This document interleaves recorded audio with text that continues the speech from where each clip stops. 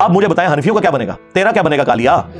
تو نے تو کہانی کرائی تھی وَإِذَا قُرِئَ الْقُرْآنُ فَاسْتَمِعُوا لَهُ کہ جب قرآن پڑھا جائے تو اس کو غور سے سنو اور خاموش ہو جاؤ.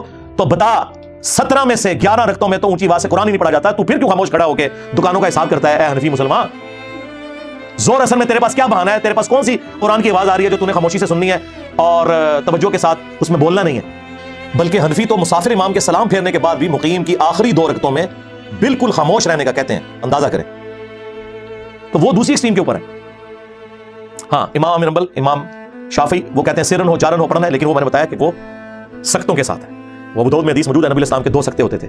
ایک فاتحہ سے پہلے دعائے استفتاح کے لیے، یہ صرف پہلی رکعت میں ہوتا تھا یعنی ثنا پڑھنے کے لیے، اور دوسرا سکتہ رکوع میں جانے سے پہلے، وہ ہر رکعت میں ہوتا تھا. آج بھی حرمین میں، حرم مدینہ میں مسجد نبوی کے اندر جو مسجد نبوی کا امام ہے وہ سکتے کرتا ہے فاتحہ پڑھنے کے لیے، اور وہ اتنی لمبا سکتہ ہوتا ہے کہ پاکستانی تو 3 دفعہ سورہ فاتحہ پڑھ سکتے ہیں. شروع میں جب میں گیا نا تو میں بڑا حیران ہوا کہ یار یہ اتنی دیر خاموش کیوں کھڑے ہوتے ہیں، بھول جاتے ہیں کیا؟ وہ پھر میرے انکل وہاں پہ 36 ایئرز سے مقیم تھے، وہ مسجد نبوی میں نماز پڑھتے تھے، فوت ہو گئے، بقیع غرقت میں دفن ہے، اللہ تعالیٰ ان کی غلطیوں سے درگزر فرمائے، انہیں نیک کاموں کا اجر دے. وہ انکل اجاز مجھے بتانے لگے کہ یہ سکتہ کرتے ہیں قرآن پڑھنے کے لیے. حرم مکہ میں نہیں ہوتا، وہاں پہ بھی ہونا چاہیے. یہاں پہ بھی بعض اہل حدیث مساجد کے اندر سکتہ ہوتا ہے، جماعت المسلمین والے کرتے ہیں، اور ان کا موقف بالکل اس حوالے سے میں سمجھتا ہوں صحیح ہے. قرآن و سنت کے مطابق وہ سختوں میں قرآن پڑھتے ہیں، لیکن یہ غلو نہ کریں کہ اگر کوئی سکتہ نہیں کرتا نا تب بھی سن لینا کافی ہے.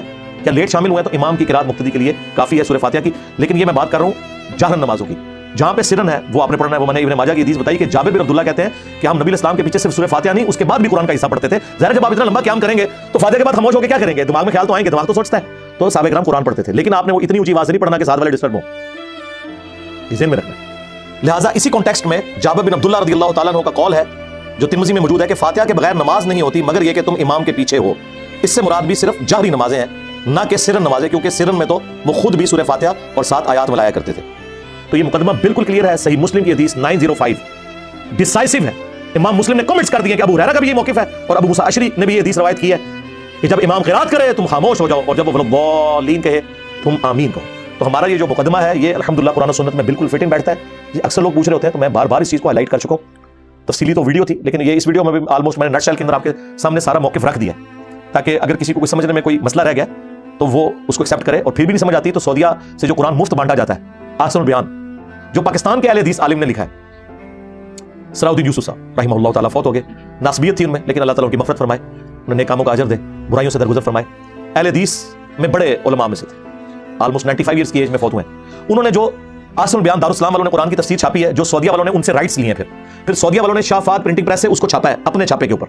انہوں نے بھی سورہ فاتحہ کے کانٹیکسٹ میں جو نیچے تفسیر لکھی ہے نا، وہ یہی لکھی ہوئی ہے کہ جہر نمازوں میں امام کو سکتے دینے چاہیے تاکہ قرآن پہ بھی عمل ہو اور حدیث پہ بھی عمل ہو. اندازہ کریے خود اہل حدیث کے اپنے بزرگوں نے یہ لکھا ہوا ہے، وہ اس کو ہی پڑھ کے دیکھ لیں، چلے میری بات نہیں ماننی ہے تو. اچھا، یہ جو مسلم کی حدیث ہے 905 یہ گلے میں اٹکی ہوئی ہے کہ اہل حدیث کے پاس کوئی چارہ نہیں اس حدیث کا، یا تو اس حدیث کو ضعیف کہہ دیں، وہ کہہ نہیں سکتے. ویسے ایک بندے نے جرت کی ہے، ارشاد الحق عصری صاحب جو ہمارے استاد مولانا اسحاق صاحب کے بارے میں فتویٰ دینے والوں میں پیش رہے ہیں، وہ بڑے اسٹرانگ قسم کے وہابی ہیں.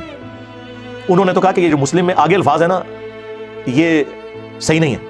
مسلم شریف تو شیخ زبیر علی زئی رحمہ اللہ نے ان کے رد پہ ایک مضمون لکھا اور انہیں ایگزامپلس کوٹ کی کہ اگر ایک راوی حدیث بیان نہ کرے اور دوسرا بیان کرے اور وہ ثقہ ہو تو وہ جو اس میں زائد بات ہوتی ہے اس کے ساتھ ایکسیپٹ کی جاتی ہے. شاذ وہ قول ہوتا ہے جو اس کے خلاف ہو، یہ خلاف نہیں ہے، اس کی ایکسپلینیشن ہے. شیخ زبیر صاحب نے مسلم کی 905 انٹرنیشنل نمبرنگ جو کنٹینیوس ہے اس کا دفاع کیا.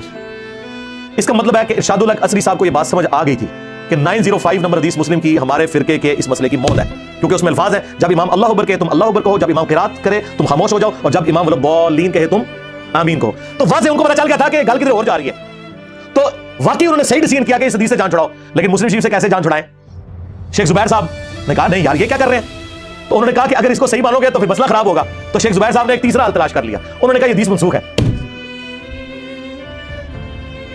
شیخ زبیر صاحب نے جو فاتح خلف الامام کے اوپر کتاب لکھی ہے نا، اس میں اس حدیث کو انہوں نے منسوخ ڈکلیئر کیا مسلم شریف کی.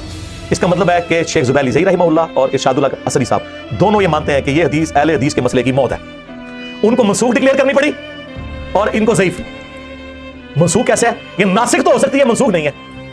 منسوخ کیسے ہوگی؟ کہتے ہیں منسوخ ہوئی ہے اس حدیث سے لا صلاۃ لمن لم یقرأ بفاتحۃ الکتاب.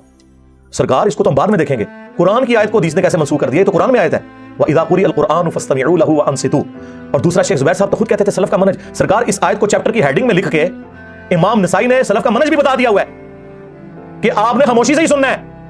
امام نسائی نے تو کمال کر دیا ہے, اس کو چیپٹر کی ہیڈنگ میں ڈالا ہے. امام نسائی اسی چیز کے قائل ہے کہ جاری نمازوں میں آپ نے پیچھے نہیں پڑھنا. اور دوسرا منسوخ کیسے ہوئی؟ امام مسلم تو کہہ رہے ہیں کہ وہ پہلے لے کے آئے حدیث حضرت ابو ہریرہ والی, اقرا بہا فی نفسک, جس کی یہ تفسیر جو اہل حدیث جو بیان کرتے ہیں میں اس سے نہیں ایگری کرتا. میں نے آپ کو لاجیکلی بتایا کہ خود ابو ہریرہ جب کہہ رہے ہیں کہ سختوں میں پڑھنا ہے تو بات ختم ہوگی. امام مسلم پہلے وہ حدیث لے کے آئے حضرت ابو ہریرہ والی, اس کے بعد ابو ہریرہ کے ریفرنس سے لے کے آئے کہ ابو ہریرہ رضی اللہ تعالیٰ کہتے تھے کہ جب امام قرات کرے تم خاموش رہو, اور جب وہ ضالین کہے تم آمین کہو. تم ناسک تو پھر یہ حدیث ہے 905, نہ کہ وہ لا صلاۃ لمن لم یقرأ بفاتحۃ الکتاب, بخاری کی حدیث یا مسلم کی اقرا بہا فی نفسک. وہ بھی حدیث نہیں, حضرت ابو ہریرہ کا قول ہے, لیکن ہمارے لیے وہ حدیث کے درجے میں حدیث موقوف تو ہے. آپ کو یہ پورے کا پورا سینیریو کلیئر ہو گیا. لہٰذا وہ جو ترمذی کی حدیث یا ابو داؤد کی حدیث عبادہ ابن صامت والی جس میں وہ جہری نماز کا ذکر ہے, ویسے تو وہ حدیث شیخ البانی اس حدیث کو ضعیف کہتے ہیں, اور شیخ زبیر عزیز صاحب اسے کہتے ہیں حسن درجے سے نہیں گرتی. میرے نزدیک اگر اس کو حسن بھی مان لیا جائے تب بھی وہ مسئلہ آپ کا حل نہیں کرتی ہے, کیونکہ انہی احادیث کے اوپر تو امام نسائی نے باب باندھا ہوا ہے, اور امام نسائی نے اس سے وہ رزلٹ نکالا ہوا ہے جو ہم نکال رہے ہیں, جو امت کی اکثریت کا رزلٹ ہے. اور دوسرا یہ ہے کہ آپ نے سختوں میں پڑھنا ہے. عبادہ ابن صامت کا فجر میں یہ کہنا کہ پڑھنی ہے تو اس پہ محمول ہے کہ اس زمانے میں صحابہ کرام سختے کرتے تھے جو نبی اسلام نے کیے, آیت کے بعد بھی سکتا اور رکوع سے پہلے بھی سکتا. سختوں کی حد تک یہ بات درست ہے. میں جتنی بار جماعت کراتا ہوں, میں آلموسٹ پچھلے کوئی 6-7 سال سے 5 نمازوں میں امامت کرتا ہوں الحمدللہ, اور میں سختے کرتا ہوں. فاتحہ پڑھنے کا ٹائم دیتا ہوں 3 نمازوں میں. ظہر اثر میں تو ویسی ضرورت نہیں رہتی, وہ تو آپ خاموشی سے پڑھ رہے ہوتے ہیں. تو الحمدللہ سختوں والا معاملہ جو ہے اس کے ساتھ یہ چیز جڑی ہوئی ہے. یہ میں نے مسئلہ اس لیے کھول کے بیان کیا کہ لوگ بڑے پریشان ہوتے ہیں, اور وہ کہتے ہیں جی انجینئر صاحب پہلے یہ کہتے تھے, جو میں پہلے بھی کہتا تھا, آپ ذرا وہ بھی سنیں. اس میں نے کہا تھا کہ جو جہرن میں سختے نہیں کرتے اور صرف سن لیتے ہیں, ہم یہ نہیں کہتے ان کی نماز نہیں ہوتی. امام مالک کا یہ موقف ہے, لیکن بعد میں جب مجھے پتا چلا کہ اس میں تو صرف اہل حدیث کا تفرد ہے, اور وہ بھی چند اہل حدیث کا, باقی پوری امت دوسری طرف کھڑی ہوئی ہے, اور احادیث بھی دوسری طرف کھڑی ہوئی ہیں. نماز کا آپ کو سکون آئے گا, آپ کبھی اس کو اپلائی کر کے دیکھیں. جب امام قرات کر رہا ہے تو آپ اس قرات کے اندر توجہ کریں, سورہ فاتحہ ہو یا بعد والی, تو آپ کو نماز میں ٹیسٹ بھی. یہاں تو میں دیکھتا ہوں کہ وہ آتے ہیں, ان کو اس سے غرض نہیں کہ امام کیا کر رہا ہے, دڑ دڑ دڑ اپنی فاتحہ پڑھنی شروع کر دیتے ہیں, اور وہ فاتحہ مجھے پتہ ہے توجہ سے پڑھی جا رہی ہوتی ہے, جس میں آپ کو آواز بھی آ رہی ہو دوسری قرات کی, اور آپ اس چکر میں فاتحہ پڑھوں نہ, آپ اس کی قرات صحیح سن رہے ہو نہ آپ نہیں صحیح کر رہے ہیں. تو کیا نکالا اس میں سے؟ خام خواہ ایک مستحب کام کو اس لیول پہ آپ لے گئے کہ اسے فرض بنا دیا, اور یہ کہا نماز ہی نہیں ہوتی, اور لوگوں کو مصیبت میں ڈال دیا. اور اللہ کا شکر ہے کہ میں اتنا ہارڈ لائنر ہونے کے باوجود اللہ کے فضل سے جب یہ چیز مجھ پہ کھلی تو میں نے الحمدللہ اس معاملے میں پوری سختی کے ساتھ اس موقف کو بیان کیا کہ یہ بہت آپ غلط کھیل کھیل رہے ہیں امت کے ساتھ. جو آپ کہہ رہے ہیں کہ جہر نمازوں میں پیچھے پڑتے آؤ, تو لوگ تو سکون میں آ گئے. لوگ کہتے ہیں شکر الحمدللہ ہماری زندگی آسان ہو گئی ہے. اور مجھ سے پہلے بھی اور لوگوں نے باتیں کی ہیں, لیکن ظاہر انہوں نے تو اپنا خیال ظاہر کیا تھا نا. ہم نے تو لوگوں کو یہ کہا ہے کہ دلائل کے بغیر آپ نے کسی کی بات نہیں ماننی, سوائے اس شخص کے جس کی قبر مدینے میں ہے صلی اللہ علیہ وسلم. ان کا کہہ دینا ہی کافی ہے, لیکن باقیوں سے آپ نے دلیل مانگی. مجھ سے پہلے یہ بات مولانا مودودی کرتے تھے رحمہ اللہ, ڈاکٹر اسرار صاحب رحمہ اللہ, مولانا اسحاق صاحب رحمہ اللہ, اور ان سے بھی پہلے امام ابن تیمیہ رحمہ اللہ, شیخ البانی رحمہ اللہ, دور حاضر میں بہت بڑے سلفیوں کے امام. ان سب کا یہ موقف ہے. لیکن دلائل کے ساتھ کوئی بندہ ذکر کرے نا, تو مخالفین کے بھی جب دلائل دے تو پھر انسان کو ذرا تسلی ہوتی ہے کہ یار یہ بات بالکل ٹھیک ہو رہی ہے. یہ اس طریقے سے ہی تھا کہ انہوں نے اس کو زیادہ غلوف کے اوپر جو ہے وہ لے گئے, اس کی وجہ سے لوگوں کے لیے بڑی مصیبت کھڑی کی ہوئی ہے, اور لوگ بڑی ٹینشن لیتے ہیں. اور جو رکوع میں آ کے ملتے ہیں یا فاتحہ کے بعد شامل ہوتے ہیں, وہ بیچارے پھر ایک رکعت بھی ملا رہے ہوتے ہیں. ہم انہیں کچھ نہیں کہتے, آپ ملانا چاہتے ہیں ضرور ملائیں, آپ کا رائٹ ہے. لیکن امت کی اکثریت اس کی قائل ہے. خود شیخ زبیر صاحب نے ابن مسعود رضی اللہ تعالیٰ عنہ کا اپنا عمل لکھا ہے کہ وہ بھی رکوع میں رکعت ملنے کے قائل تھے. وہ کہتے ہیں ہم مانتے ہیں, لیکن وہ کہتے ہیں کہ ہم وہ جو حدیث ہے ابو بکر والی جو بخاری میں آئی کہ ایک شخص نماز میں شامل ہوا سیدھا رکوع میں چلا گیا, جس کی وجہ سے حنفی رزلٹ نکالتے ہیں کہ اس نے پھر کوئی اور رکعت نہیں ملائی تھی, اور امام بخاری نے اس حدیث سے کہا کہ آپ رزلٹ نہ نکالیں کہ رکوع میں رکعت مل جاتی ہے, کیونکہ امام بخاری ایک اور روایت لے کے آئے ابو سعید خدری سے غالباً رضی اللہ تعالیٰ عنہ کہ رکعت اس وقت شمار کرو جب تم قیام کی حالت میں امام کو پاؤ. لیکن اس میں بھی قیام کا ذکر ہے, اور یا رکوع میں جانے سے پہلے فاتحہ پڑھنے کی ترغیب امام بخاری نے کہا کہ اس حوالے سے ہونی چاہیے, تو تب رکعت شمار ہوگی.